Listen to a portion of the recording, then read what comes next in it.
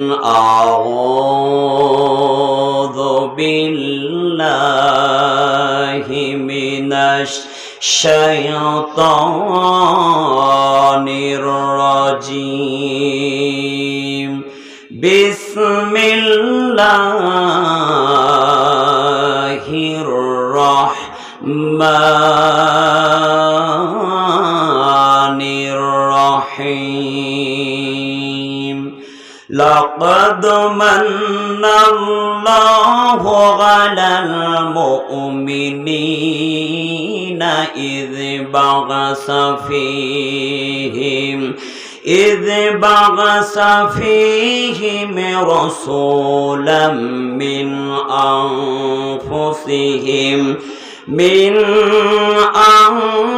أنفسهم يتلو عليهم آياته ويزكيهم ويعلمهم الكتاب والحكمة وإن كانوا من قبل لفي ضلال مبين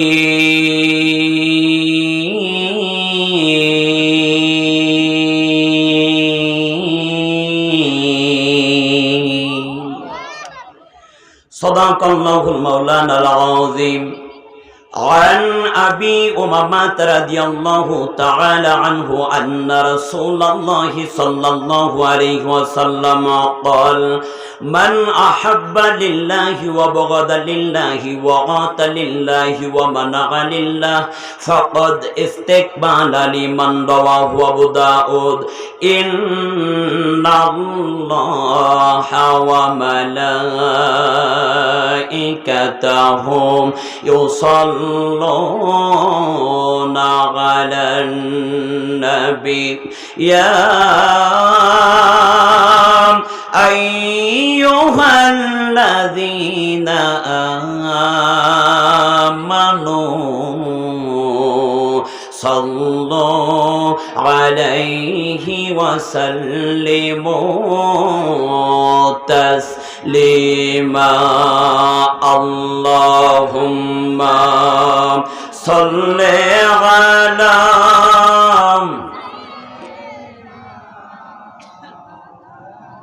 وعلى آل سيدنا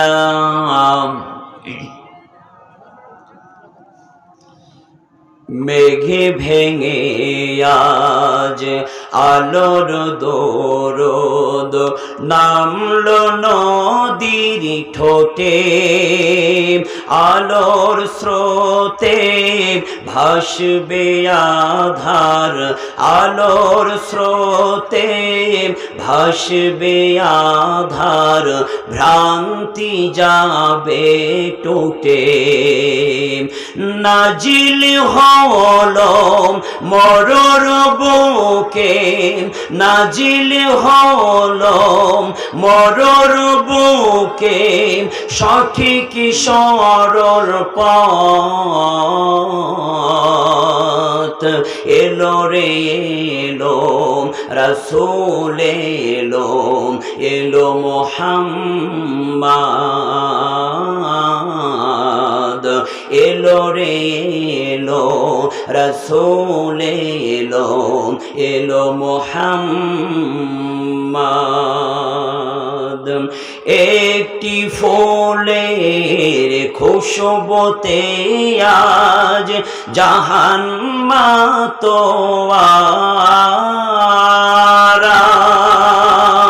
একন চাঁদের আলোয় ডুবে একন চাঁদের আলোয় ডুবে গেল জগত সারা ধরণী পেল আজকে খোদার ধরণী পেল আজকে খোদার মহান নিয়ামত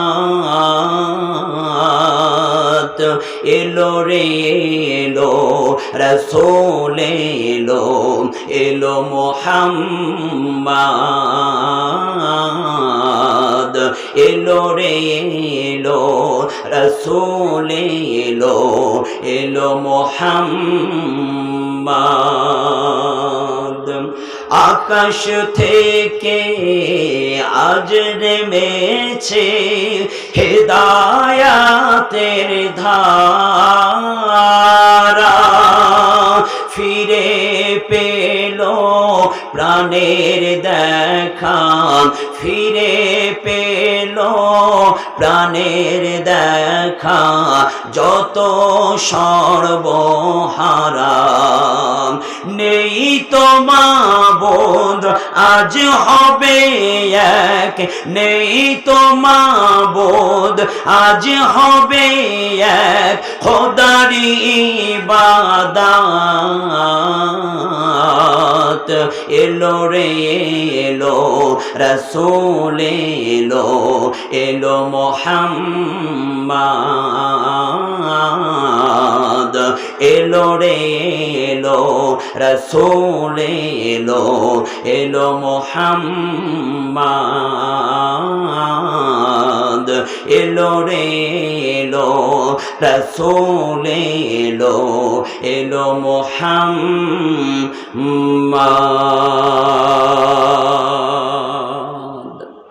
আমি সর্বপ্রথম দোয়া নেওয়ার জন্য জানাচ্ছি সালাম। আসসালামু আলাইকুম ওয়া রাহমাতুল্লাহি ওয়া বারাকাতুহু। আলোচনার প্রারম্ভে জানতে চাচ্ছি, সুপ্রিয় সাতক্ষীরা জেলার কুকরারিবাসী আপনারা সকলে কেমন আছেন? আলহামদুলিল্লাহ। আসুন মহান মাবুদের দরবারে লক্ষ কোটি শুকরিয়া, যার সাজিমের মালিক আল্লাহ সুবহানাহু ওয়া তাআলা আজকে আপনাকে আমাকে অত্যন্ত দয়া করে মেহেরবান করে করুণা করে কোরআনুল কারীম শোনার জন্য আসার এবং বসার তৌফিক দিয়েছেন। এজন্য আপনারা সকলে খুশি নাকি বেজার? কম নাকি বেশি? যারা আছেন খুশি, মুখে নিয়ে হাসি উঁচু করে করলাম, দোকানা হাত টান টান করে মুসলমানের মতন আওয়াজ দিয়ে বলতে হবে আলহামদুলিল্লাহ। আওয়াজ জোর হয় নাই, আরো জোরে বলতে হবে আলহামদুলিল্লাহ। আসুন আবার একবার শুকরিয়া আদায় করি, যখন তামাম পৃথিবীর জমিন থেকে মুসলমানদের ধর্মীয় গ্রন্থ আখিরি কালাম কালামে রব্বানি মহাগ্রন্থ আল কোরআনকে উৎখাত করে দেওয়ার জন্য এক শ্রেণীর বাম আর রামপন্থীরা ষড়যন্ত্রের পর ষড়যন্ত্র করছে, ঠিক এমন একটি মুহূর্তে যে আল্লাহ সুবহানাহু ওয়া তাআলা কোরআন শোনার জন্য আসার এবং বসার তৌফিক দিয়েছেন। এজন্য কেউ কৃপণতা করবেন না, বখিলতা করবেন না। আকাশ বাতাস মুখরিত করে জীবনের সকল আবেগ আর অনুভূতিটুকু উজাড় করে গোলামের মতন মস্তক অবনত করে কালিমাত শুকর আদায় করছি, বলছে আলহামদুলিল্লাহ। সবাই পড়েন রব্বানা লাকাল হামদ। সবাই বলেন না রব্বানা লাকাল হামদ হামদান কাসীরান তাইয়িবান মুবারাকান ফীহি ইয়া রাব্বি কামা ইয়ানবাগি লিজালালি ওয়াজহিকা ওয়া আযীমি সুলতানিকা। শুকরিয়া আদায় করলাম কার? খুশি হয়েছেন কে? আস্তে বলবেন না, খুশি হয়েছেন কে? অখুশি হয়েছেন কে? আমরা সার্বক্ষণিকের জন্য কাকে খুশি রাখতে চাই? আপনার আমার হায়াতের মালিক কে? আপনার আমার মৌতের মালিক কে?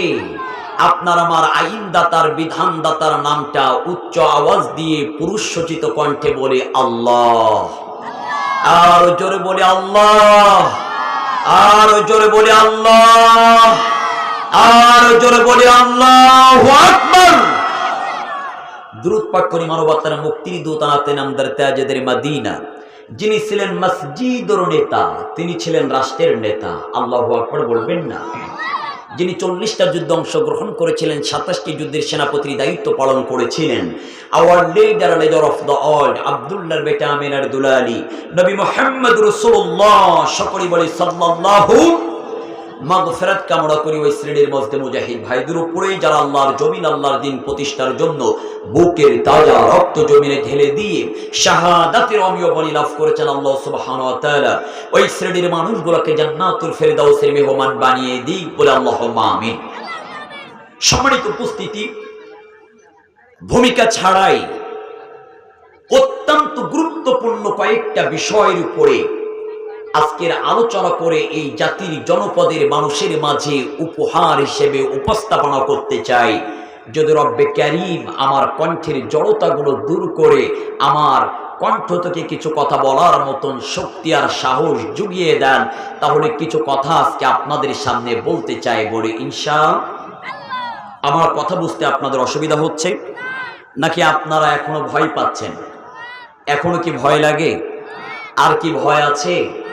দীর্ঘ 15 বছর 16 বছর যে জগদ্দল পাথর আমাদের উপরে চেপে বসেছিল, 2024 আগস্ট মাস এবং জুলাইয়ের ছাত্র জনতার গণঅভ্যুত্থানের মাধ্যম দিয়ে রব্বে কারীম 56,000 বর্গ মাইলের বাংলাদেশকে আবার একটা নতুন স্বাধীন সার্বভৌমত্ব বাংলাদেশ উপহার দিয়েছেন। কথা বলেন ঠিক না বেঠিক? যেই ছাত্র জনতার মাধ্যম দিয়ে, যেই ছাত্রের রক্তের বিনিময় আজকের আমরা আবারও একটা স্বাধীন সার্বভৌমত্ব বাংলাদেশ পেয়েছি। সুতরাং আমরা চাই আগামী দিনের স্বাধীন সার্বভৌমত্ব বাংলাদেশে থাকবে না কোনো অন্যায়, থাকবে না কোনো অত্যাচার, থাকবে না কোনো দুর্নীতি, থাকবে না কোনো চাঁদাবাজি, থাকবে না কোনো খুন, থাকবে না কোনো গুম, যেখানে একজন ভাই আর একজন ভাইয়ের জায়গা জমিগুলো ফাঁকি নিতে পারবে না, একজন আর একজনকে হুমকি দিতে পারবে না, মিথ্যা মামলা দিয়ে দিনের পর দিন অন্ধকারের কারাগারের মধ্যে ঢুকিয়ে রাখতে পারবে না। ওমা কারু আমাকারাল্লাহ ওয়াল্লাহু খায়রুল মাকিরিন। কাফেররা চক্রান্ত করে, ষড়যন্ত্র করে, আর সমস্ত চক্রান্ত আর ষড়যন্ত্রের জাল যিনি নস্যাৎ করে দেন, আওয়াজ দিয়ে বলেন তিনি কে?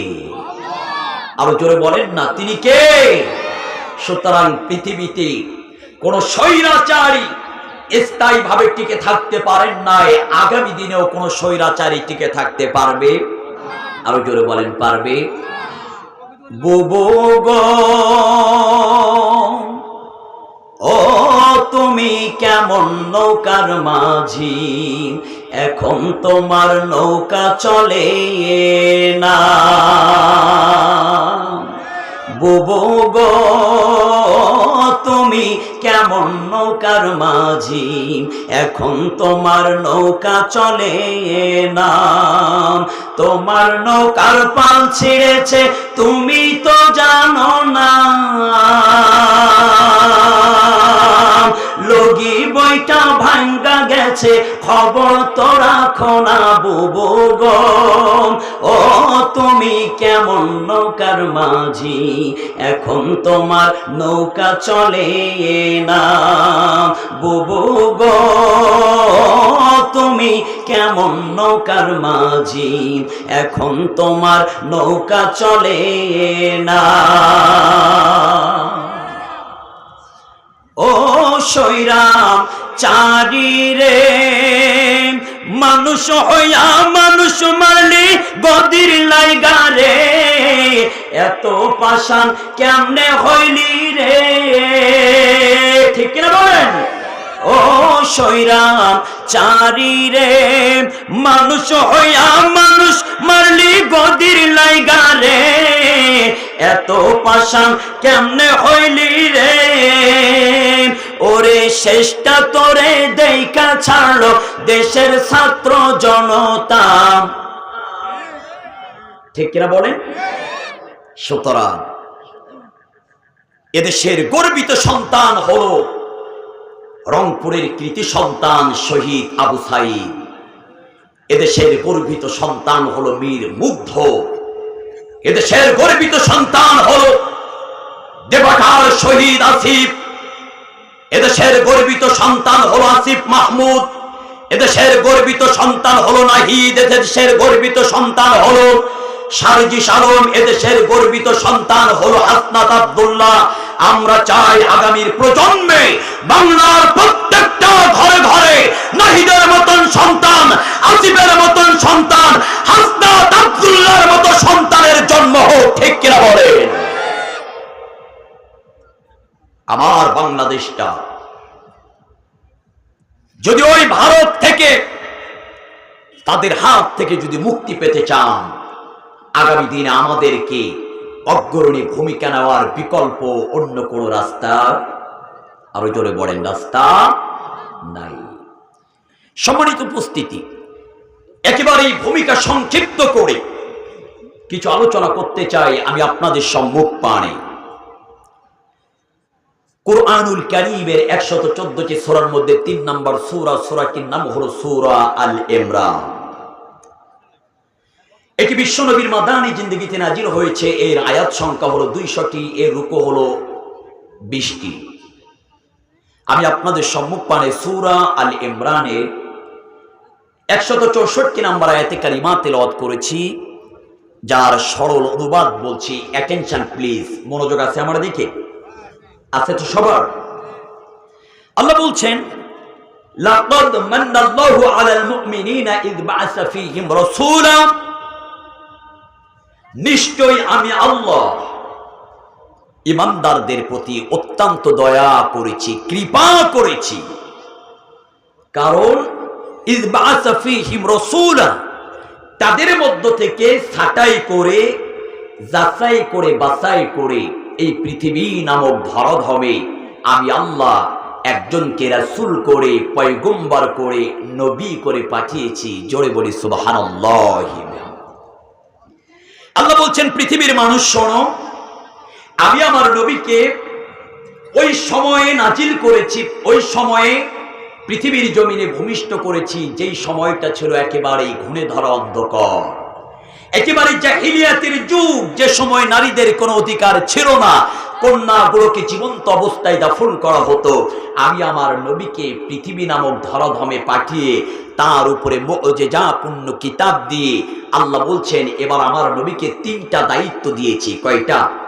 3টা। আল্লাহ বলছেন, হে নবী, 1 নম্বর দায়িত্ব হলো ইয়াতলু আলাইহিম আয়াতি, আপনি জাতির মানুষগুলোকে কুরআনুল কারীম তেলাওয়াত করে করে শোনাবেন। 2 নাম্বার ওয়ায়ুযাক্কিহিম, আপনি মানুষগুলোকে পবিত্র করবেন। আর 3 নাম্বার ওয়ায়ুআল্লিমুহুমুল কিতাবা ওয়াল হিকমা, আপনি জাতির মানুষগুলোকে কুরআনুল কারীমের জ্ঞান, বিজ্ঞান, হিকমা শিক্ষা দিবেন। জোরে বলে সুবহানাল্লাহ। প্রাণের ভাই আমার, আল্লাহ পাক রব্বুল আলামিন বলেন, পৃথিবীর মানুষ শোনো, আমি আল্লাহ বর্বরতার যুগের মানুষের হেদায়েতের জন্য, বর্বরতার যুগের মানুষের কল্যাণের জন্য, বর্বরতার যুগের মানুষের ভালোর জন্য আমি আল্লাহ পাক রব্বুল আলামিন এই পৃথিবী নামক ধরাধামে আমি আমার নবীকে পাঠিয়ে দিয়েছি গোটা উম্মতি মুহাম্মাদির কল্যাণের জন্য, হেদায়েতের জন্য। আল্লাহ দলিল দিচ্ছেন, লাকাদ জাআকুম রাসূলুম মিন আনফুসিকুম আজিজুন আলাইকুম বিল মুমিনিনা রাউফুর রহিম।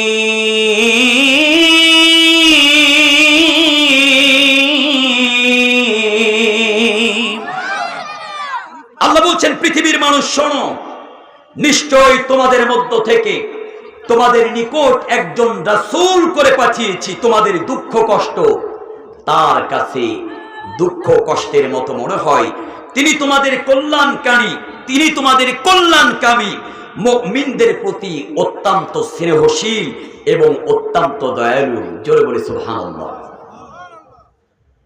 এবার আমার আল্লাহ আরো সুন্দর করে বললেন, আমি আমার নবীকে বর্বরতার যুগের মানুষের জন্য, তাদের কল্যাণের জন্য, তাদের ভালোর জন্য, তাদের মঙ্গলের জন্য আমি আল্লাহ আমার নবীকে পাঠিয়েছি, আর আমি আমার নবীকে এই পৃথিবী নামক ধরাধামে শেষ নবী, শেষ রাসূল করে দিয়েছি। আল্লাহর নবী আমার বলেন, লাউ কানা বা'দিন নাবিয়্যু লাকানা উমর, আমার পরে যদি আর কেউ নবী হতো সেটাই হতো একমাত্র কেবলমাত্র হযরত উমর। আল্লাহর নবীর পরে এই পৃথিবীর জমিনে আর কেউ নবী আসবেন না। অথচ হাদিসের মধ্যে এসেছেন নবীজির ওফাতের পরে, ইন্তেকালের পরে এই পৃথিবী নামক ধরাধামে 29 জন মতান্তরে 30 জন মিথ্যা নবুয়তের দাবিদার আসবে। আল্লাহর নবী আমার বললেন, যারা আমি নবীর ওফাতের পরে, ইন্তেকালের পরে নবুয়তের স্বীকৃতি দেবে, যারা নবী বলে দাবি করবে, তারা মিথ্যাবাদী, তারা কাজ্জাব, তারা লায়ার, এতে কোনো সন্দেহ না। এই পৃথিবীতে ইতিমধ্যে অসংখ্য রাসূল বিদ্বেষী, ইসলাম বিদ্বেষী, আল্লাহ বিদ্বেষী, কোরআন বিদ্বেষীদের আগমন হয়েছে। তাদের বক্তব্য হলো মুহাম্মদ শেষ নবী নন, মুহাম্মদ আখিরি জামানার পয়গম্বর নন। তার মধ্যে অন্যতম হলো মির্জা গোলাম মুহাম্মদ কাদিয়ানী। অথচ আমার আল্লাহ বললেন, মা কানা মুহাম্মাদুন আবা আহাদিম মির রিজালিকুম ওয়ালাকির রাসূলুল্লাহি ওয়া খাতামান নাবিয়্যিন। আল্লাহ বলছেন, শোনো, মুহাম্মদ সাল্লাল্লাহু আলাইহি ওয়াসাল্লাম তোমাদের মধ্যে কোনো পুরুষের পিতা নন, বরং তিনি হলেন শেষ নবী, আখিরি জামানার পয়গম্বর। তারপরে এই পৃথিবী নামক ধরাধামে আর কোন নবী পয়গম্বরের আগমন ঘটবে না। এবার আপনার আমার নবীর ব্যাপারে আমার আল্লাহ আরো সুন্দর করে দলিল দিচ্ছেন। আমার আল্লাহ জানিয়ে দিচ্ছেন, قُلْ يَا أَيُّهَا النَّاسُ إِنِّي رَسُولُ اللَّهِ إِلَيْكُمْ جَمِيعًا। জোরে বলি আল্লাহু আকবার। আমার আল্লাহ চমৎকার দলিল দিচ্ছেন, পৃথিবীর মানুষ শোনো, আমি আমার নবীকে এই পৃথিবীর জমিনে প্রেরণ করেছি, গোটা মানব মণ্ডলীর জন্য পাঠিয়েছি। আমার নবী হলেন জাতির জন্য একজন আদর্শবান মডেল। আমার নবী হলেন জাতির জন্য সুসংবাদদাতা। আমার নবী হলেন বাশীর ওয়া নাযীর। আমার আল্লাহ তার দলিল দিয়ে আরো সুন্দর করে জানিয়ে দিচ্ছেন। আমার আল্লাহ এবার দলিল দিচ্ছেন। আল্লাহ বলেন, ওয়া মা আরসালনাকা ইল্লা কাফাতাল লিন্নাসি বাশীরাও ওয়া নাযীরাও ওয়ালাকিন্না আকসারান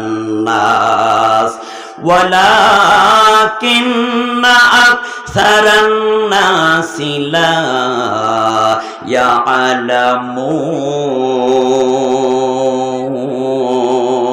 ইয়ালামুন। জোরে বলি আল্লাহু আকবার। আল্লাহ বলছেন, পৃথিবীর মানুষ শোনো, আমি আমার নবীকে গোটা পৃথিবীর মানুষের হেদায়েতের জন্য, কল্যাণের জন্য, অসভ্য মানুষগুলাকে পথের দিশা দেওয়ার জন্য, অসভ্য মানুষগুলাকে সভ্য করবার জন্য, জাহিলিয়াতের যুগের অন্ধকার আচ্ছন্ন পরিবেশকে আলোয় রূপান্তরিত করার জন্য আমি আল্লাহ এই পৃথিবী নামক ধরাধামে আমার রাসূলকে, আমার নবীকে, আব্দুল্লাহর বেটা মুহাম্মদকে পাঠিয়ে দিয়েছি। জোরে বলে সুবহানাল্লাহ। এই পৃথিবীতে অসংখ্য গ্রন্থ রয়েছে। ত্রিপিটক বলেন, বাইবেল বলেন, রামায়ণ বলেন, জিন্দাবিস্তা বলেন, মহাভারত বলেন, ওল্ড টেস্টামেন্ট বলেন, আর নিউ টেস্টামেন্ট বলেন। আর গীতা খুলে দেখেন, গীতার মধ্যে এসেছেন এই পৃথিবীর জমিনে একজন আখিরি জামানার পয়গম্বরের আগমন ঘটবে, যার বাবার নাম হবে আব্দুল্লাহ, যার মায়ের নাম হবে আমিনা, যার দাদার নাম হবে আব্দুল মুত্তালিব, যার চাচার নাম হবে আবি তালিব, যিনি কুরাইশ বংশে জন্মগ্রহণ করবেন আর তার নাম হবে আহমদ অথবা মুহাম্মদ। সেই নবীর উম্মত আপনি আমি, যেই নবীকে আমার আল্লাহ এমন একটি বর্বরতার যুগের মানুষের হেদায়েতের জন্য পাঠিয়েছিলেন, যেই সময়টা ছিল একেবারে ঘুরে ধরা অন্ধকার, নারীদের কোনো অধিকার ছিল না, কন্যাগুলোকে জীবন্ত অবস্থায় দাফন করা হতো। এমন একটা কঠিন বর্বর যুগ ছিল। কি এমন একটা যুগ ছিল, আল্লাহ রাসূল সাল্লাল্লাহু আলাইহি ওয়াসাল্লাম মসজিদে নববীতে বসে খুতবা দিতেন। একেবারে মসজিদে নববীর সামনে একটা পিলিয়ার ছিল, যেই পিলিয়ারটার নাম হলো তাওবা পিলিয়ার। একটু আওয়াজ দিয়ে বলেন তো পিলিয়ারটার নাম কি? তাওবা পিলিয়ার। আল্লাহর নবীর একজন সাহাবী ওই তাওবা পিলিয়ারে প্রতিদিন হেলান দিয়ে ছোট্ট বাচ্চাদের মতন ডুগরে ডুগরে কান্না করতেন। আল্লাহর নবী আমার কয়েকদিন লক্ষ্য করলেন, ওই ছোট্ট আল্লাহর নবী আমার কয়েকদিন লক্ষ্য করার পরে ওই সাহাবীকে ডাক দিলেন। ওই সাহাবীটার কেউ নন, ওই সাহাবীর নাম হলো হযরতে দাহিয়াতুল কালবি। নবীজি আমার বললেন, ও দাহিয়াতুল কালবি, কয়েকটা দিন যাবত লক্ষ্য করে করে দেখলাম তুমি এই তাওবা পিলারের গায়ে হেলান দিয়ে দিয়ে ছোট্ট বাচ্চাদের মতন কান্নাকাটি করো। এর কারণটা কি, এর রহস্যটা কি জানতে চাই। দাহিয়াতুল কালবি ছোট্ট বাচ্চাদের মতন কাঁদতে কাঁদতে বললেন, ইয়া রাসূলুল্লাহ, ইয়া হাবিবাল্লাহ, আমার জাহিলিয়াতের যুগের কথা যখন মনে হয় আমার চোখ দিয়ে অঝরে পানি বাহির হয়। আল্লাহর নবী আমার বললেন, দাহিয়াতুল কালবি রে, কি এমন ঘটনা ঘটেছিল যেই কথাগুলো তোমার মনে হইলে পরে বারবার করে তোমার চোখ দিয়ে অঝরেই পানি বাহির হয়? দাহিয়াতুল কালবি বললেন, ইয়া রাসূলুল্লাহ, ইয়া হাবিবাল্লাহ, আমার আল্লাহ আমাকে এমন একটা সময় এই পৃথিবী নামক দুনিয়াতে পাঠিয়েছিলেন, যে সময়টার নাম ছিল জাহিলিয়াতের যুগ। পৃথিবীর এমন কোন অন্যায় ছিল না, জঘন্যতম কাজ ছিল না, খারাপ কাজ ছিল না, সেই সময়ের মানুষগুলা করতো না। ইয়া রাসূলুল্লাহ, ইয়া হাবিবাল্লাহ, আমার স্ত্রী যখন গর্ভবতী, আমার স্ত্রীর গর্ভের মধ্যে যখন সন্তান, আমি একটা ব্যবসার কাজের জন্য বাহিরে চলে যাব। আমার বিবিকে ডাক দিলাম, বিবি রে, আমি আমার ব্যবসার জন্য বাইরে চলে যাচ্ছি, না জানি কতদিন পরে আমি আমার বাড়িতে ফিরব। কিন্তু বিবি, তুমি শুনে রাখো, তোমার গর্ভে যে সন্তান, এই সন্তানটা যখন ভূমিষ্ঠ হয়ে পৃথিবীর জমিনে আসবে, তোমার গর্ভের সন্তানটা যদি মেয়ে সন্তান হয়, তাহলে একটা গর্ত খনন করবা, আর গর্ত খনন করার পরে ওই কন্যা সন্তানটিকে জীবন্ত দাফন করবা। ইয়া রাসূলুল্লাহ, ইয়া হাবিবাল্লাহ, আমি আমার বিবিকে আরো বললাম, আর যদি ছেলে হয় সুন্দর করে লালন পালন করবা। আমি আমার বিবিকে এই কথা বলে ব্যবসার কাজে চলে গেলাম। 1 বছর পার হয়ে গেল, 2 বছর পার হয়ে গেল, এভাবেই 3টা বছর, 4টা বছর অতিবাহিত হয়ে গেল। আমি আমার ব্যবসার কাজ সমাপ্ত করে এবার বাড়িতে চলে আসলাম। আমার বাড়িতে যখন চলে আসলাম, আমি আমার বাড়ির উঠানে পা দেওয়ার সাথে সাথে দেখতে পেলাম একটা চাঁদের মতন ফুটফুটি বাচ্চা খেলতেছে। আমি দেখে অবাক হয়ে গেলাম, কত সুন্দর বাচ্চা। আমি আমার বিবির কাছে চলে গেলাম, বিবিকে ডাক দিয়ে বললাম, বিবি রে, আমি আমার উঠানের মধ্যে চমৎকার চাঁদের মতন ফুটফুটি একটা বাচ্চা দেখতে পেলাম, এই বাচ্চাটা কার? আমি দেখতে পেলাম আমার বিবি থরথর করে কাঁপতেছে আর বলতেছে, প্রাণের স্বামী, আমার গর্ভের মধ্যে, আমার পেটের মধ্যে যেই সন্তান ছিল ওটাই তোমার সেই সন্তান, কিন্তু ওটা ছেলে নয়, ওটা আল্লাহর নিয়ামত, ওটা হলো মেয়ে সন্তান। আল্লাহ আপনাকে ছেলে সন্তান দেন নাই, আল্লাহ আপনাকে মেয়ে সন্তান দিয়েছেন। আল্লাহ রাসূল বলেছেন, যদি কোনো বাবা একটা কন্যা সন্তানের মালিক হয়ে যায় তাহলে সে একটা জান্নাতের মালিক হয়ে যায়। যদি কোনো বাবা দুইটা কন্যা সন্তানের মালিক হয় তাহলে সে দুইটা জান্নাতের মালিক হয়ে যায়। যদি কোনো কন্যা সন্তান তিনটা, কোন বাবা যদি তিনটা কন্যা সন্তানের মালিক হয় তাহলে সে তিনটা জান্নাতের মালিক হয়। সুবহানাল্লাহ বলবেন না?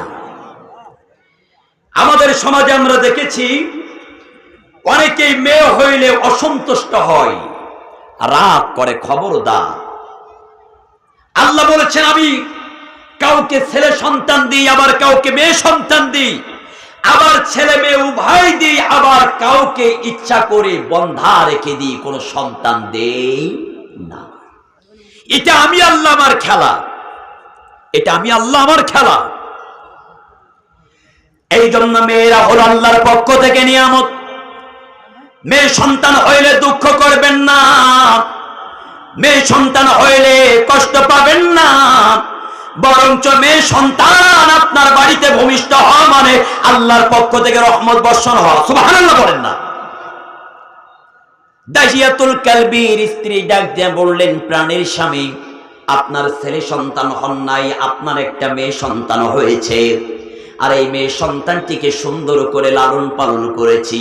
আল্লাহ আপনার চেহারা যেমন সুন্দর দিয়েছেন, আমার মেয়েটার চেহারাও তেমন সুন্দর দিয়েছে। এই জন্য আমার মেয়েটা এত সুন্দর, এত সুন্দর, এই কারণে আমি আমার মেয়েটার নাম রেখে দিয়েছি জামিলা। দাহিয়াতুল কালবি বলেন, ইয়া রাসূলুল্লাহ, ইয়া হাবিবাল্লাহ, আমার স্ত্রী যখন বললেন আমার ছেলে সন্তান হয় নাই, আমার মেয়ে সন্তান হয়েছে, সাথে সাথে আমার মাথার মধ্যে একেবারেই খুন চেপে বসলো। আমি মনে মনে পরিকল্পনা করলাম এই মেয়েটাকে কখন জীবন্ত দাফন করব, অন্ধকার মাটির নিচে দাফন করব।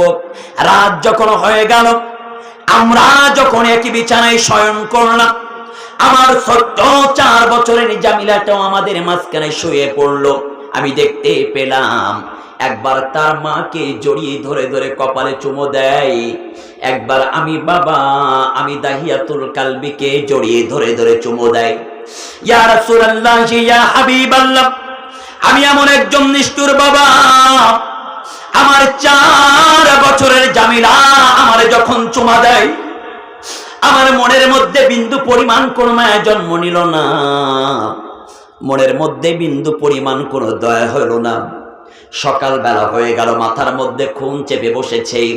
আমি আমার বিবিকে ডাক দিয়া বললাম, প্রাণের বিবি, আমার জামিলাকে নিয়ে ওর নানার বাড়ি একটু ঘুরতে যেতে চাই, সুন্দর করে গোসল করিয়ে দাও, সুন্দর করে ভালো পোশাক পরিয়ে একটু খাদ্য খাওয়ায় দাও।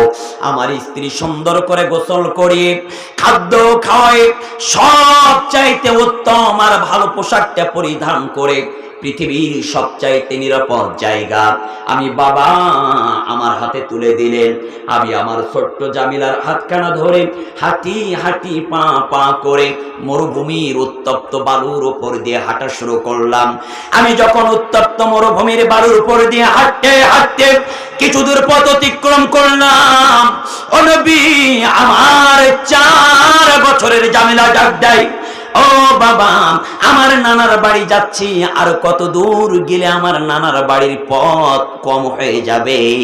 ইয়া রাসূলুল্লাহ, আসমানের সূর্য আমার মাথার উপরে পড়ার কারণে আর প্রচন্ড ওই বালুরশি গুলা গরম হয়ে যাওয়ার কারণে আমার শরীর থেকে ঘাম গুলা বাহির হচ্ছে।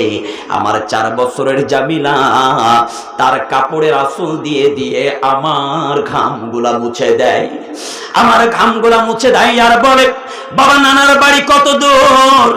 বাবা, নানার বাড়ি কত দূর। আমি এমন একজন নিষ্ঠুর বাবা, আমি এমন একজন নিষ্ঠুর দাহিয়াতুল কালবি, আমার মনের মধ্যে বিন্দু পরিমাণ কোনো মায়ের জন্ম নিল না।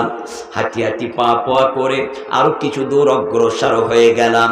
একেবারে নিরিবিলি নির্জন একটা জায়গায় গিয়ে থমকে দাঁড়ালাম। এবার থমকে দাঁড়িয়ে সেখানে বালুগুলো সরানো আরম্ভ করলাম। আমি দাহিয়াতুল কালবি বালুগুলো সরাই, আমি দাহিয়াতুল কালবি বালুগুলো সরাই। আমি যখন বালুগুলো সরাই, আমার মেয়ে ডাক দেয়, বাবা এই বালুগুলো সরিয়ে গর্ত করে কি হবে?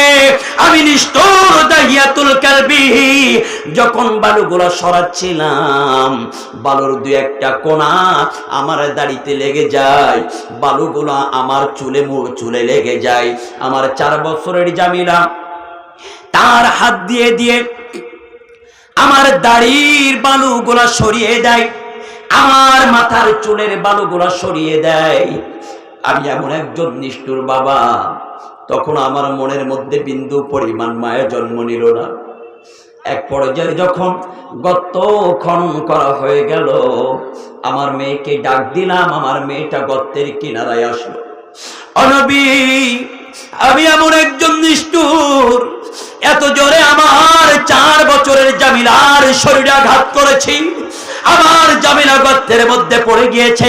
আমার 4 বছরের জামিলার আর বুঝতে বাকি রইলেন না। আমার বাবা আমার নানার বাড়ি নেওয়ার জন্য আসে নাই, আমার বাবা আমাকে জীবন্ত দাফন করতে চায়। আমি এমন একজন নিষ্ঠুর বাবা, আমার মেয়েকে ডাক দিয়ে দিয়ে বলে, বাবা আর কোনোদিন তোমার কাছে যাব না, তোমার কপালে চুম্বন দেব না, তোমাকে বাবা বলে ডাকবো না, আমার মায়ের কাছে যাব না, আমার মাকে মা বলে ডাকবো না, আমার মায়ের কপালে চুম্বন দেব না। একটাবারের জন্য আমার জীবনটা ভিক্ষা দাও, আমার প্রাণটা ভিক্ষা দাও। আমি এমন একজন নিষ্ঠুর বাবা, আমার মেয়েটার কোনো কথা না শুনে পাথরগুলো উত্তোলন করে মেয়েটার দিকে মারা শুরু করে দিলাম। আমি আমার মেয়েটার দিকে যখন পাথরগুলো মারি, আমার মেয়েটা কান্না করে, কোনো একটা পাথর আমার মেয়ের কপালে লেগে যায়, কপালটা ঠাস করে ফেটে ফিনকি দিয়া রক্ত বাহির হয়। ওই রক্তগুলো আমি দাহিয়াতুল কালবির মুখমণ্ডলে লেগে যায়। ওগো দয়ার নবী, আমি আমার 4 বছরের জামিলাকে পাথর চাপা দিয়ে হত্যা করেছি। আমার এখনো মনে হয় আমার 4 বছরের জামিলা ডাক দেয়, বাবা একটা বারের জন্য প্রাণটা ভিক্ষা দাও, আমার জানটা ভিক্ষা দাও, কোনদিন তোমার কাছে যাব না, তোমার কাছে যে কোনদিন বাবা বলে ডাকবো না। ও নবী, আমি তো আপনার হাতে হাত রেখে কালিমা পড়ে মুসলমান হয়েছি, কিন্তু এখনো ভয় হয় আমার আল্লাহ যদি আমার ওই গুনাহ না মাফ করেন, তাহলে আমার জাহান্নাম ছাড়া উপায় থাকবে না। আল্লাহর নবীর চোখ দিয়ে টপ টপ করে পানি পড়ে, আর দাহিয়াতুল কালবিকে ডাক দিয়ে সান্ত্বনায়, দাহিয়াতুল কালবি শোনো, আমার আল্লাহর একটা নাম রহমান, আল্লাহর একটা নাম রহিম, আল্লাহর একটা নাম গফফার, আল্লাহর একটা নাম গফুর। আমার আল্লাহর রহমান রহিম নাম ধরে ডাক দাও, ডাক দেওয়ার দায়িত্ব বান্দার। আওয়াজ দিয়ে বলেন তো দেখি, মাফ করার দায়িত্ব কার?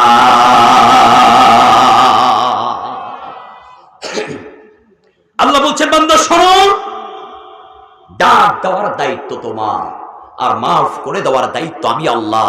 মনে রাখবেন, আল্লাহকে যদি একবার ডাক দেন, আল্লাহ আপনার ডাকে সাড়া দেন 100 বার, আল্লাহর কাছে 1 কদম অগ্রসর হবেন, আল্লাহ আপনার দিকে শত শত কদম অগ্রসর হবেন। আল্লাহকে ডাক দিবেন গফফার বলে, আল্লাহকে ডাক দিবেন গফুর বলে, আল্লাহকে ডাক দিবেন রহমান বলে, আল্লাহকে ডাক দিবেন রহিম বলে, আল্লাহ আপনার আমার জিন্দেগির গুনাহগুলো মাফ করে দিবেন। সুবহানাল্লাহ।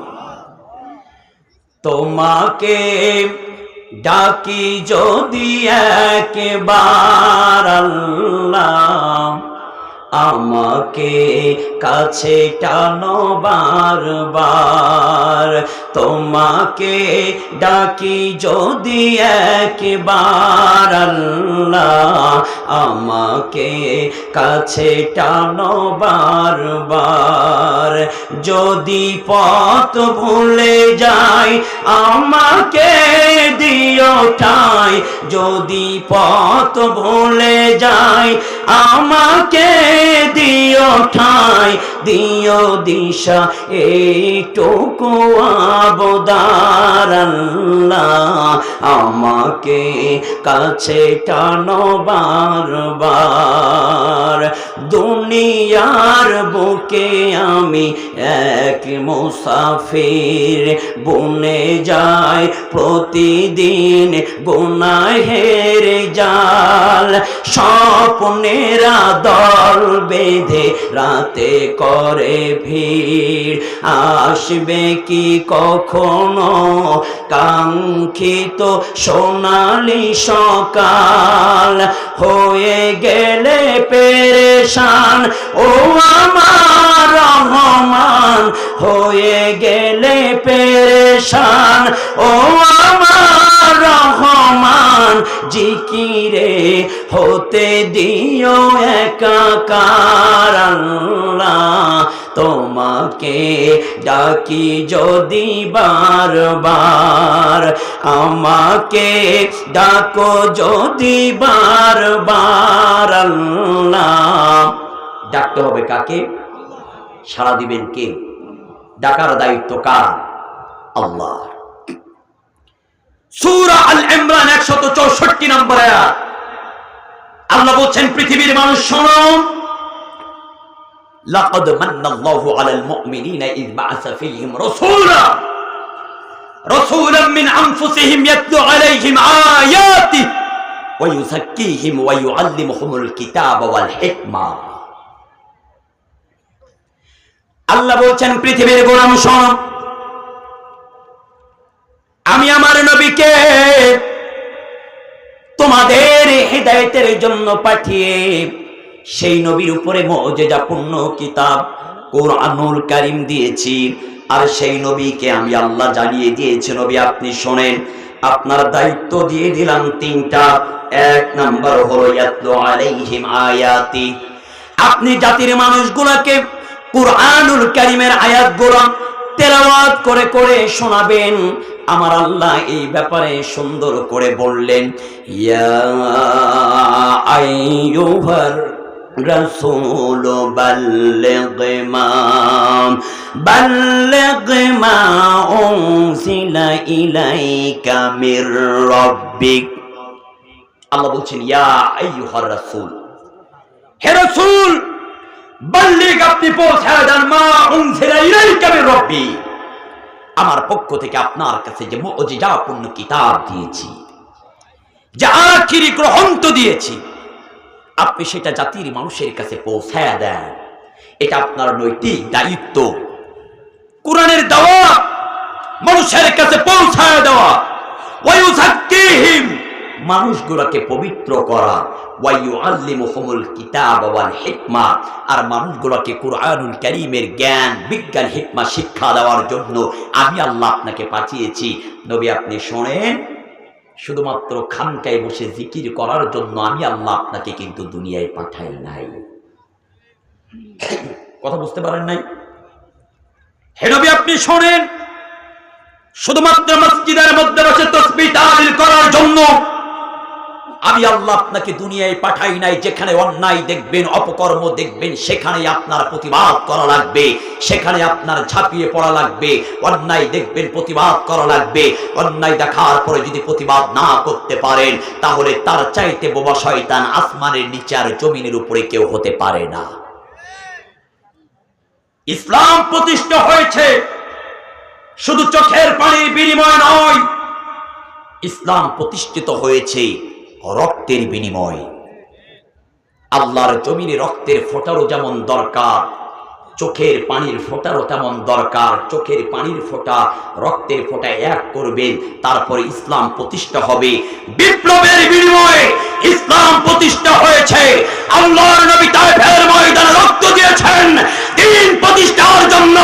উহুদের ময়দানে দুমদাম শহীদ করেছেন দ্বীন প্রতিষ্ঠার জন্য। আল্লাহর নবীর একমাত্র উদ্দেশ্য ছিল আল্লাহ জমিনে দিন প্রতিষ্ঠা করা। আর দিনের ব্যাপারে আপনি গড়িমসি করেন।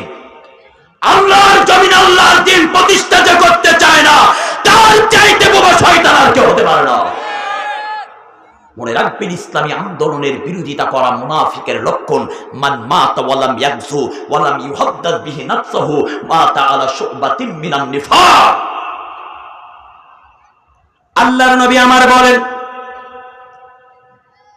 যেই ব্যক্তি জিহাদের ময়দানে যায় না, শাহাদাতের স্বপ্ন বুকের মধ্যে লালন করে না, ওই অবস্থায় যদি সেই ব্যক্তির মরণ হয়ে যায়, ওই ব্যক্তির মরণ হবে মুনাফিকের মতো, এতে কোনো সন্দেহ নাই।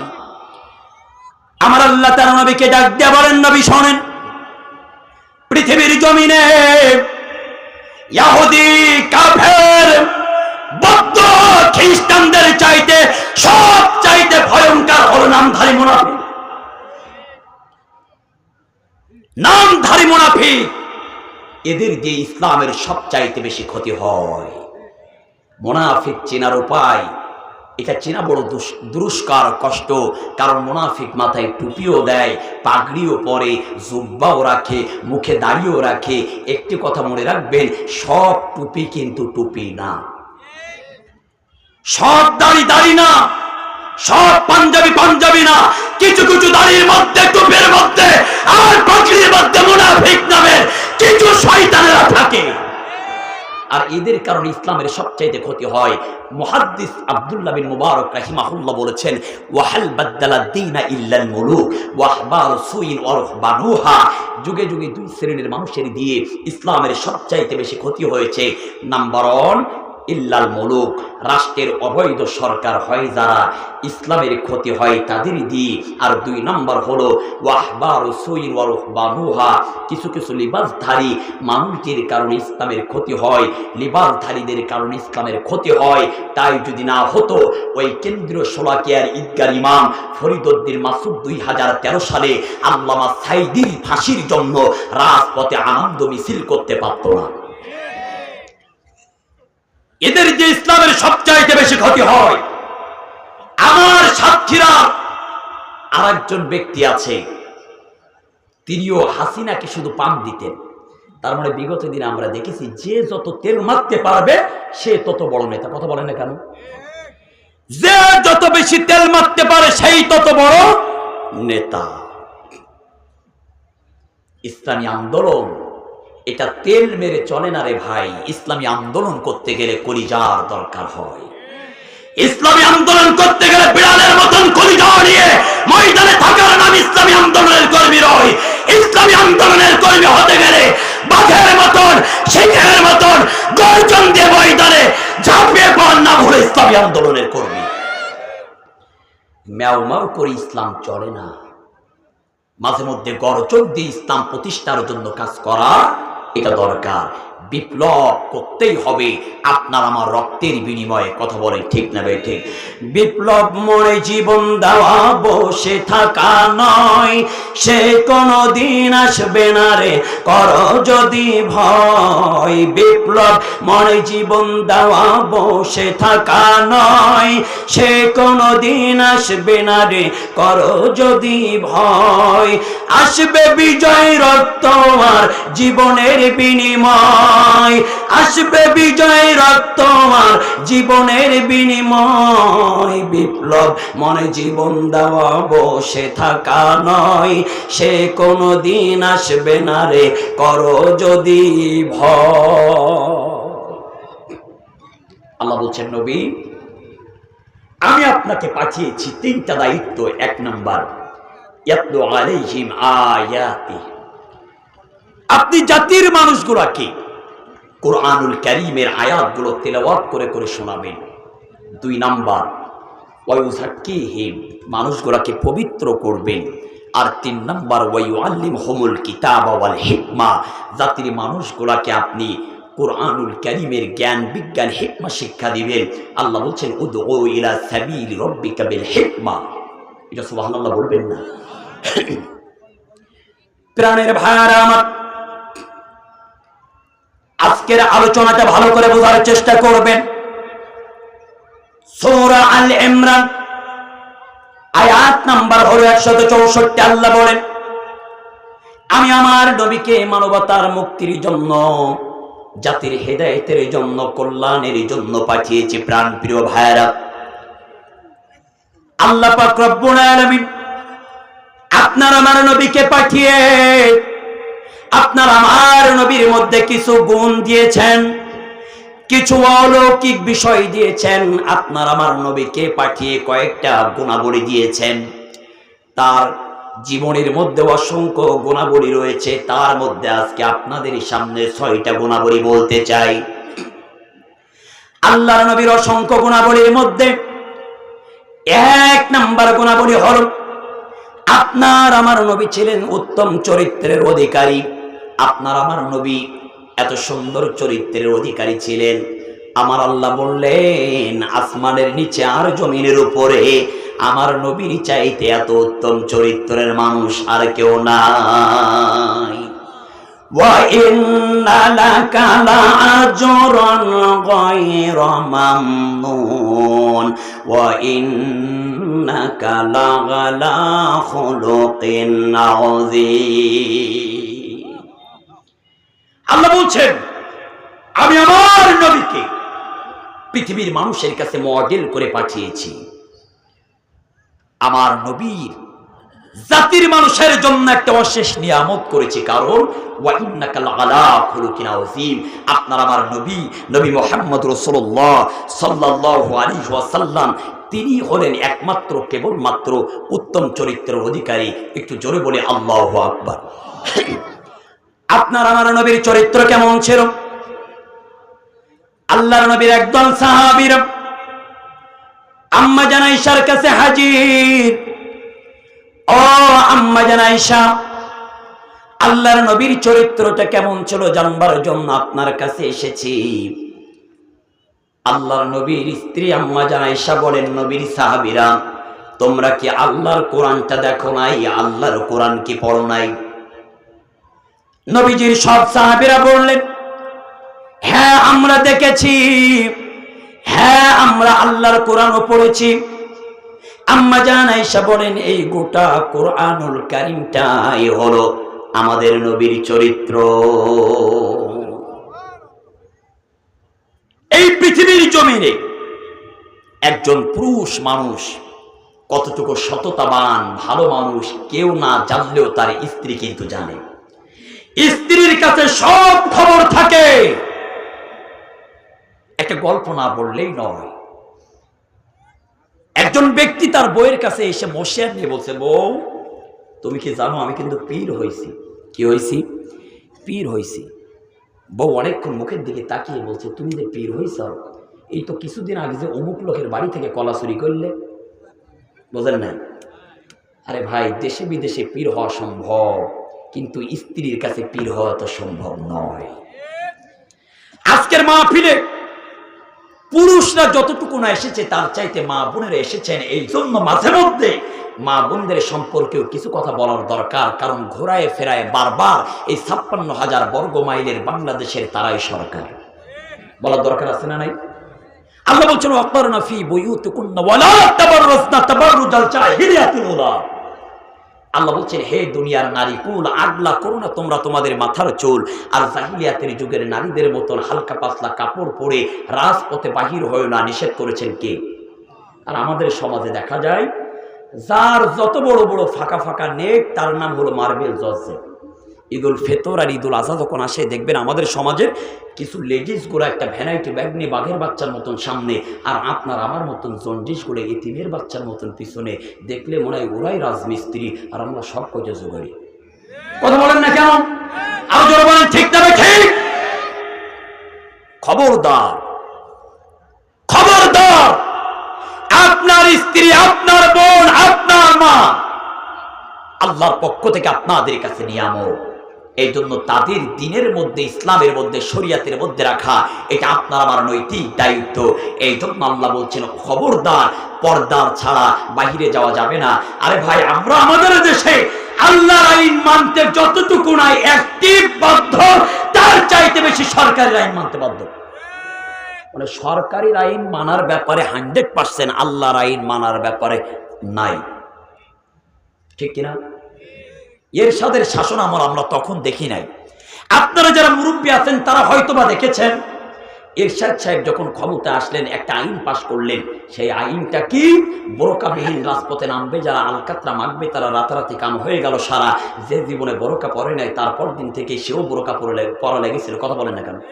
ওই যশোর ক্যান্টনমেন্ট কলেজের সামনে প্রচন্ড শীতের সকালে একজন আল্লাহওয়ালা মেজর কিছু সেনাবাহিনীদেরকে নিয়ে পাহারা দিচ্ছেন। হঠাৎ করে হালকা পাতলা শাড়ি পরে রাজপথ দিয়ে কোমরটা হেলে দুলে নাচতে নাচতে আসছে আল্লাহওয়ালা মেজরের। এই দৃশ্য দেখে তো মাথা গরম। আল্লাহওয়ালা মেজর ডাক দেয়, মহিলা এদিকে আসো। আসলেন, বলছে তুমি কি জানো না এরশাদের আইন বোরকাবিহীন রাজপথে নামবে, যারা আলকাতরা মাখবে তারা, তুমি বোরকা ছাড়া নামছো, আজকে তোমার আলকাতরা মাখানো হবে। এবার মহিলাটা হাত পা জড়িয়ে ধরেছেন, বলছেন ভুল করেছি, অন্যায় করেছি, মাফ করে দেন। এবার মেজর বলছে আজকে তোর মাফ হবে না, তোর দেখে জাতি জনগণ শিক্ষা নিবে, যা তোর মাফ করে দিলাম, কিন্তু শুনে রাখ আলকাতরা মাখানো মাফ হয়েছে, কিন্তু বিচার তোর হবে, শাস্তি তোর পাওয়া লাগবে। এই যে এখন প্রচন্ড শীতের সকাল আর এই পাশে পচাখানা দেখা যায়, এই পচাখানায় নামবি আর একাধারে 50টা ডুব দিবি। আচ্ছা বলেন তো, শীতের সকালে 50টা ডুব তো দূরের কথা, 10টা ডুবও যদি দিতে বলে দিবেন? নামছে, নামার পরে কোনো রকম 5-7টা ডুব দেওয়ার পরে কাঁপাকাঁপি শুরু হয়েছে। একজন সেনাবাহিনীর এই দৃশ্য দেখে একটু মায়া জন্ম নিল। স্যারকে দেখে বলছে, স্যার, ও স্যার, যতই হোক উনি হলেন মা জাতি, আল্লাহ ওনার দিয়েছেন ইজ্জত সম্মানের খ্যাতি, আপনি যদি মাফ করে দেন আপনার হবে না বিন্দু পরিমাণ লাভ কিংবা ক্ষতি। ও স্যার, এবারের মতন মাফ করে দেন। স্যার বলছে, মহিলা তুমি উঠে আসো। মহিলা উঠে আসলেন। সেনাবাহিনীকে বলছে, রাইফেল রাখ, জামা খোল। বলছে কারণ কি? বলছে তার কারণ হলো ও মহিলা বেপর্দা করার কারণে ওর শাস্তি 50টা ডুব, আর তুই পুরুষ বেপর্দার দালালি করার কারণে তুই দিবি 100টা ডুব। দায়ুস কিন্তু শুধু মহিলারা নয়, দায়ুস কিন্তু আমাদের সমাজের পুরুষরা। কথা বলে ঠিক না বেটি? প্রাণের ভাইয়ের আমার, কাম টু মাই পয়েন্ট। আল্লাহর নবীর চরিত্র জানার জন্য সাহাবীরা চলে গেলেন। আম্মা জান আয়েশা বললেন, গোটা কুরআনুল কারীমটাই হলো আমার নবীর চরিত্র। 6টা গুণাবলীর মধ্যে 1 নাম্বার গুণাবলী, আল্লাহর নবী হলেন উত্তম চরিত্রের অধিকারী। আল্লাহর নবীর 2 নাম্বার গুণাবলী হলো আপনার আমার নবী ছিলেন অত্যন্ত কোমল হৃদয়ের মানুষ, অত্যন্ত নরম স্বভাবের মানুষ। আমার আল্লাহ তার ব্যাপারে বললেন, ফাবিমা রাহমাতিম মিনাল্লাহি লিনতা লাহুম। আল্লাহ বললেন, নবী হে আপনি শোনেন, আমি আল্লাহর দয়ায় আপনার হৃদয়, আপনার মন এত বেশি নরম করে দিয়েছি, আপনি আপনার এই নরম মনটা জাতির মানুষের কাছে কাজে লাগাবেন। আপনার এই নরম মনের অধিকারী দেখে, আপনার এই নরম মন দেখে অন্য ধর্মের মানুষগুলো কালিমা পড়ে মুসলমান হয়ে যাবে। আল্লাহর নবী কেমন নরম মনের অধিকারী ছিল? আল্লাহর নবী আমার মসজিদে নববীর মধ্যে সাহাবীদেরকে নিয়ে খুতবা দিচ্ছেন। হঠাৎ করে মসজিদের নববীর মধ্যে একজন ইহুদি প্রবেশ করলেন। মসজিদে নববীর কোনায় দাঁড়িয়ে দাঁড়িয়ে প্রস্রাব করা শুরু করলেন। আল্লাহর নবী এই দৃশ্যখানা দেখে অবাক হয়ে গেলেন। সমস্ত সাহাবীগুলা কিংকর্তব্য বিমূঢ় হয়ে গেলেন। কিন্তু আল্লাহর নবীর সব সাহাবী একরকম, আর নবীজির একজন সাহাবী যার নাম হলো হযরত ওমর ইবনুল খাত্তাব। আপনারাই বলেন তো দেখি, হযরত ওমরের রাগ কম ছিল নাকি বেশি ছিল? হযরত উমারের রাগ কিন্তু কম ছিল। এই উমারের ব্যাপারে ইবলিস শয়তান বলে, ইয়া রাসূলুল্লাহ, ইয়া হাবিবাল্লাহ, আপনার সাহাবী উমার যেই রাস্তা দিয়ে যায়, আমি ইবলিস উমারকে দেখার পরে অন্য রাস্তা দিয়ে পালাই। এই উমার উন্মুক্ত তরবারি নিয়ে, খোলা তরবারি নিয়ে উঁচা হয়ে দাঁড়িলেন। আল্লাহর নবীকে বললেন, নবী আপনি একটা বারের জন্য অনুমতি দেন। এই ইহুদির এত বড় কলিজা, এই ইহুদির এত বড় সাহস, আমাদের ইবাদতের জায়গায় এই মসজিদে নববীর মধ্যে এসে দাঁড়িয়ে দাঁড়িয়ে প্রস্রাব করে। এর এত বড় কলিজা কিভাবে হলো? আল্লাহর নবী আমার ডাক দেয়া বললেন, ওমর ইজলিস বসো, ওমর বসো, ওমর বসে যাও। ও ওমর এত মাথা গরম করো না। আল্লাহর নবীর বলতে দেরি, হযরত ওমরের বসতে দেরি হলেন না। আল্লাহর নবী দেখলেন ইহুদির প্রস্রাব করা সমাপ্ত হয়ে গেল। নবীজি আমার ইহুদিকে হাতের ইশারা করে ডাক দিলেন। ইহুদি আল্লাহর নবীর কদম মোবারকের সামনে হাজির হয়ে গেল। এবার আল্লাহর নবী আমার ইহুদিকে ডাক দেয়া বলছেন, ও ইহুদি বলো তো দেখি, তোমরা যেখানে বসে তোমরা তোমাদের সৃষ্টিকর্তাকে ডাকো, ওই জায়গার নাম কি? ইহুদি বললেন, ওই জায়গার নাম হলো উপাসনালয়। আচ্ছা ইহুদি বলো তো দেখি, তোমাদের উপাসনালয়ে যদি কেউ প্রস্রাব করে দেয় তাহলে তোমার রাগ হবে কিনা, তোমার খারাপ লাগবে কিনা? ওই ইহুদি বলছেন, হ্যাঁ অবশ্যই খারাপ লাগবে, অবশ্যই খারাপ লাগবে, কেন খারাপ লাগবে না? আল্লাহর নবী আমার বললেন, ইহুদিরে শোনো, তোমাদের উপাসনালয়ে যদি কেউ প্রস্রাব করলে তোমার যদি রাগ হয়, তোমার যদি খারাপ লাগে, তাহলে শুনে রাখো, জেনে রাখো, এই মসজিদে নববী এটা আমাদের ইবাদতের জায়গা, এটা আমাদের উপাসনালয়। এইখানে যদি কেউ দাঁড়িয়ে প্রস্রাব করে আমাদের রাগ হয়, যাও ইহুদি, আমি নবী তোমার মাফ করে দিলাম, আগামীতে আর কোনোদিনের জন্য মসজিদে নববীতে এসে দাঁড়িয়ে দাঁড়িয়ে প্রস্রাব করবে না। আল্লাহর নবীর এই মহানুভবতা দেখে ইহুদি মাথাটা নিচু করলেন, আল্লাহর নবীজির হাতখানা ধরলেন, আল্লাহ রাসূলকে ডাক দিয়ে বললেন, ইয়া রাসূলুল্লাহ, ইয়া হাবিবাল্লাহ, আমি বুঝতে পেরেছি আপনি কোনো সাধারণ মানুষ নন, আপনি কোনো সাধারণ মানুষ নন, আপনি হবেন আখিরি জামানার পয়গম্বর। ইয়া রাসূলুল্লাহ, ইয়া হাবিবাল্লাহ, আপনি আখিরি জামানার পয়গম্বর, সুতরাং আমি ইহুদি আর দেরি করতে চাই না, আপনার হাতে হাত রেখে কালিমা পড়ে মুসলমান হয়ে আমি আমার অনন্তকাল জাহান্নাম হারাম করে জান্নাতের মেহমান হতে চাই। আল্লাহর নবীর হাতে হাত রেখে ইহুদি যখন কালিমা পড়ে মুসলমান হয়ে গেলেন, আল্লাহর নবী আমার হযরত ওমরের দিকে তাকায় আর মিসকি মিসকি হাসি দেয়। হযরত ওমরকে ডাক দেয়, ওমর বলো তো দেখি, তোমার তরবারির শক্তি বেশি নাকি আমি নবীর ভালোবাসার শক্তি বেশি? আল্লাহর নবী যখন এই কথা বললেন, হযরত ওমরের মাথাটা নিচু হয়ে গেল। নবীজি আমার বললেন, ও ওমর, মাথা নিচু করো কেন? মাথা উঁচা করো, লজ্জা পাওয়ার কোনো কারণ নাই। ওমর রে শোনো, যেই জিনিস অস্ত্রের ঝনঝনানি দিয়ে হয় না, সেই জিনিস ভালোবাসা দিয়ে আদায় করতে হয়। আমরা তার জ্বলন্ত প্রমাণ দেখেছি।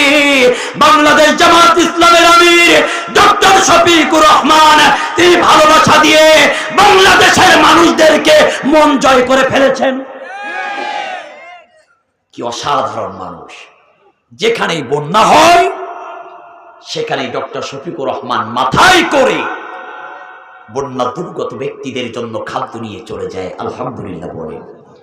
আগুন লেগে যায়, সেখানে চলে যায়। এটা আমাদের গর্বের বিষয়। আমরা এমন একটা আমির পেয়েছি, ওয়াউলিল আমরি মিনকুম, নেতার আনুগত্য করতে হবে। যেই নেতা জানাজার নামাজ পড়ানোর যোগ্যতা রাখে, ঈদের নামাজ পড়ানোর যোগ্যতা রাখে, হাজার নয় লক্ষ লক্ষ মানুষদেরকে নিয়ে 5 ওয়াক্ত নামাজ পড়ানোর যোগ্যতা রাখে, বলি আলহামদুলিল্লাহ। আমরা হযরত আবু বকরকে দেখি নাই, আমরা হযরত উসমানকে দেখি নাই, ওমরকে দেখি নাই, আলীকে দেখি নাই, কিন্তু আমরা উসমান, আলী, আবু বকরের প্রতিচ্ছবি হিসেবে ডাক্তার শফিকুর রহমান সাহেবকে দেখেছি। কথা বলেন ঠিক না বেঠিক? অনেকেই বলে ডাক্তার শফিকুর রহমান তো আলেম নন, মাওলানা নন। আরে ভাই, উনি আলেম নাও হতে পারেন, মাওলানা নাও হতে পারেন, কিন্তু ডাক্তার শফিকুর রহমান হলো আলেমদের বাপ। উনি শত শত আলেমদেরকে পরীক্ষা নেন, বলে আল্লাহু আকবার। আমরা আমাদের এই বুকের মধ্যে একটাই স্বপ্ন লালন করে আছি, সেই স্বপ্নটা হলো আমরা চাই একটা বারের জন্য আল্লাহর কোরআনটা পার্লামেন্টে যাবে। এটা চান না কারা? হাত দেখান তো। আল্লাহর কোরআন পার্লামেন্টে যাক, এটা আমরা চাই না? আল্লাহর কোরআন পার্লামেন্টে যাবে, ওই পার্লামেন্ট থেকে আবু বকরের মতন, উমারের মতন, উসমানের মতন রাষ্ট্র পরিচালনা হবে। একটা সুখী সমৃদ্ধশীল বাংলাদেশ আমরা দেখতে চাই। আগামীর বাংলাদেশ দুর্নীতি মুক্ত, টেন্ডারবাজ মুক্ত, চাঁদাবাজ মুক্ত, দখলদার মুক্ত, অন্যায়কারী মুক্ত বাংলাদেশ যদি দেখতে চান, আল্লাহর কোরআন পার্লামেন্টে নিয়ে যান। আল্লাহর কোরআন যখন পার্লামেন্টে যাবে, আল্লাহর কসম বাংলাদেশ দুর্নীতি মুক্ত হয়ে যাবে। একটাবার পার্লামেন্টে নিয়ে যান আল্লাহর কোরআনটা। এদেশে আইয়ুব খানের শাসন দেখেছি, শেখ মুজিবের ভাষণ ও শাসন দেখেছি, এরশাদের শাসনও দেখেছি, কারোর বাবার আদর্শের শাসন, কারোর স্বামীর আদর্শের শাসন দেখেছি। একটা বারের জন্য আমরা আল্লাহর কোরআনের শাসন দেখতে চাই। আর জোরে বলেন ঠিক না ভাই? ঠিক। কারা কারা আল্লাহর কোরআনের শাসন দেখতে চান? লিল্লাহি তাকবীর বলে একটু হাত দেখান। লিল্লাহি তাকবীর। আর বলি নারায়ে তাকবীর। একে একে শেষ করেছি, সবার দেখা হইল শেষ, দেখতে দেখতে গোল্লাই গেল আমার সোনার বাংলাদেশ। একে একে শেষ করেছি, সবার দেখা হইল শেষ, দেখতে দেখতে গোল্লাই গেল আমার সোনার বাংলাদেশ। দেখতে দেখতে গোল্লাই গেল ডিজিটালি বাংলাদেশ। স্বাধীনতার বয়স পেরিয়ে 50-এতে পা দিলাম, নেতারা তো সবই পেল, আমরা বলো কি পেলাম? স্বাধীনতার বয়স পেরিয়ে 50-এতে পা দিলাম, নেতারা তো সবই পেল, আমরা বলো কি পেলাম? শান্তির লাগি কান্দা মরি, শান্তির নাহি, শান্তির কোনো নাহি লেশ, দেখতে দেখতে গোল্লাই গেল আমার সোনার বাংলাদেশ। দেখতে দেখতে গোল্লাই গেল আমার সোনার বাংলাদেশ। সোনার বাংলায় নেই তো সোনা, দুর্নীতিতে চ্যাম্পিয়ন, শান্তির বলি শুনতে শুনতে আমরা বড় পেরেশান। নেতাগণের রেশারেশি, জনগণের কর্ম শেষ, দেখতে দেখতে গোল্লাই গেল আমার সোনার বাংলাদেশ। দেখতে দেখতে গোল্লাই গেল আমার সোনার বাংলাদেশ। কেউ দিল না সবাই নিল, আমরা যে কলুর বলদ, সারা বছর নাই না খবর, নির্বাচনে খুব দরদ। কথা বলেন না কেন? আরো জোরে বলেন, আরো জোরে বলেন ঠিক না ঠিক? আশ্চর্য ব্যাপার, 5 বছর জনগণের খোঁজ নেয় না। ভোটের আগের রাতে 500 টাকায় 1000 টাকায় যারা বিক্রি হয়, এরা মানুষ হতে পারে না। উলাইকা কাল আনআম বাল হুম আদল, এদের চাইতে চতুষ্পদ জানোয়ার আর কেউ নাই। ঠিক কিনা বলেন? এটাই হলো বাস্তব, এতে কোনো সন্দেহ আছে? দেশের জনগণ বুঝে শুনে দিও সমর্থন, দেশের জনগণ বুঝে শুনে দিও সমর্থন। ইমানি পরীক্ষা দিতে সামনে এলো নির্বাচন, ইমানি পরীক্ষা দিতে সামনে এলো নির্বাচন। দেশের জনগণ বুঝে শুনে দিও সমর্থন। আলহামদুলিল্লাহ, সাতক্ষীরা সদর 2 আসনে এমপি প্রার্থী মুহাদ্দিস মাওলানা আব্দুল খালেক, যিনি হাজার হাজার আলেম ওলামার উস্তাদ, হাজার হাজার আলেম ওলামার উস্তাদ। কলরুয়া 1 আসনের এমপি প্রার্থী অধ্যক্ষ ইজ্জতুল্লাহ, হাজার আলেমের উস্তাদ। দেভাটা 3 আসনের মুহাদ্দিস মুফতি হাফেজ রবিউল বাশার হুজুর, হাজার হাজার আলেম ওলামার উস্তাদ বলে আলহামদুলিল্লাহ। আমরা আগামীর পার্লামেন্ট যদি দুর্নীতিমুক্ত পার্লামেন্ট দেখতে চাই, আমরা আগামীর পৌরসভা যদি দুর্নীতিমুক্ত পৌরসভা দেখতে চাই, আমরা আগামীর ওয়ার্ড যদি দুর্নীতিমুক্ত ওয়ার্ড দেখতে চাই, ইসলামওয়ালা মানুষের বিকল্প অন্য কোনো রাস্তা, আরো জোরে বলেন রাস্তা। টাকার কাছে আমরা বিক্রি হতে চাই না, আমরা 500 টাকায় 1000 টাকার গোলামি করতে চাই না, আমরা আগামী দিনে গোলামির জিনজির থেকে বের হয়ে আসতে চাই। রাজি আছেন ইনশাআল্লাহ? রাজি আছেন তো ইনশাআল্লাহ? প্রাণের ভাইরা আমার, আল্লাহর নবী আমারে ডাক দিয়ে বললেন, ওমর রে, লজ্জা কেন করো? আল্লাহর নবী আমার বললেন, ওমর শোনো, তোমার তরবারির শক্তির চাইতে আমি বিশ্ব নবীর ভালোবাসার শক্তি বেশি, সেটাই প্রমাণ হয়ে গেল। আল্লাহর নবী আমার বললেন, এই পৃথিবীর জমিনে ভালোবাসার দরকার, আবার যেখানে নরম সেখানে নরমের দরকার, আবার যেখানে গরম সেখানে গরমের দরকার। নবীজির 6টা গুণাবলীর মধ্যে 2 নাম্বার গুণাবলী হলো আল্লাহর নবী কমল হৃদয়ের অধিকারী। আল্লাহর নবীর 3 নাম্বার হলো আপনার আমার নবী ছিলেন উত্তম আদর্শের চরিত্রবান ব্যক্তি, উত্তম আদর্শবান নেতা। সেই নবীর ব্যাপারে আমার আল্লাহর দলিল, আমার আল্লাহ বলেন, লাকাদ কানা লাকুম ফি রাসূলিল্লাহি উসওয়াতুন হাসানাহ। আল্লাহ বলছেন, পৃথিবীর মানুষ শোনো, এই পৃথিবীর জমিনে তোমরা যদি কেউ সঠিক আদর্শবান নেতা দেখতে চাও, তাহলে নবী মুহাম্মদ রাসূলুল্লাহ সাল্লাল্লাহু আলাইহি ওয়াসাল্লামকে দেখে নাও, কারণ আমি রব তার মধ্যে রেখেছি উত্তম আদর্শ। জোরে বলি সুবহানাল্লাহ।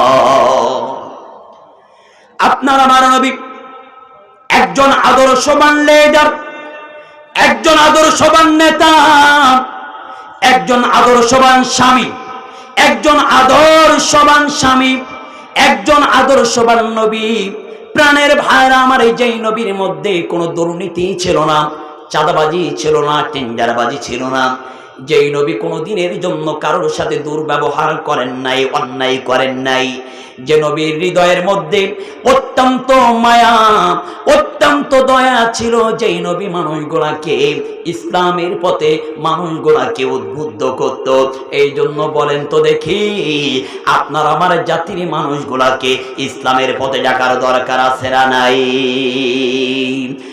এখনো যারা পাইনি দাওয়াত কোরআনের এই মিছিলে, এখনো যারা পাইনি দাওয়াত কোরআনের এই মিছিলে, শুনিয়ে দে চলো সত্যবাণী, শুনিয়ে দে চলো সত্যবাণী, পথ বাদলে দে আমলে, জান্নাতে একাই আমি যাব না তো ভাই, তোমাকেও জান্নাতে দলে নিতে চাই, জান্নাতে একাই আমি যাব না তো ভাই,